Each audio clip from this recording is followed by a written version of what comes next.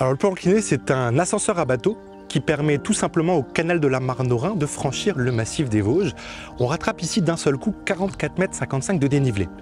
Ça a été construit il y a 53 ans pour remplacer l'ancien canal de la Marne au Rhin où les bateaux devaient emprunter une échelle de 17 écluses sur 4 km pour attraper le même dénivelé. Donc aujourd'hui, ça reste un ouvrage d'ingénierie qui reste unique en Europe parce que ça a été construit dans un endroit, dans la vallée de la Zorne ici, qui est le seul moyen pour passer le massif des Vosges. Et donc ça a été un site qui a été construit de façon hybride parce qu'il est totalement adapté à son environnement.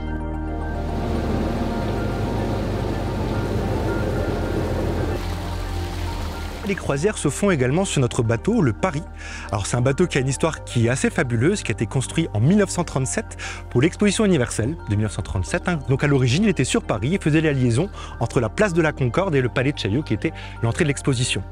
Ensuite, pendant la guerre, ce bateau est parti sur Strasbourg et il a aidé notamment à évacuer les plans de la ville de Strasbourg pour pas qu'elle ne tombe aux mains des nazis.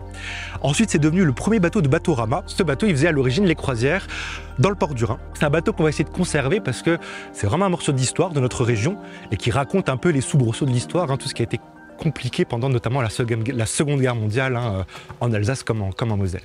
Alors le plan incliné de Saint-Louis-Ardivillers a été construit de 1964 à 1968 et il a été inauguré le 27 janvier 69, donc pour remplacer cet ancien canal.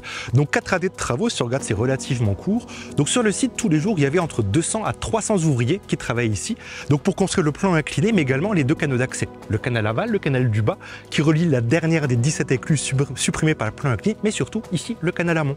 Cette partie-ci était la partie la plus difficile à construire, puisque ici, le canal amont est creusé directement dans les falaises de grès. Les ingénieurs, quand ils ont conçu ça, ils ont déjà conçu un site qui était presque écologique avant l'heure, puisqu'on travaille simplement avec le poids et les contrepoids, plus d'eau pour descendre, un peu moins pour remonter, deux petits moteurs de 125 chevaux qui sont alimentés par des dynamos. La plupart ont de nos jours complètement disparu.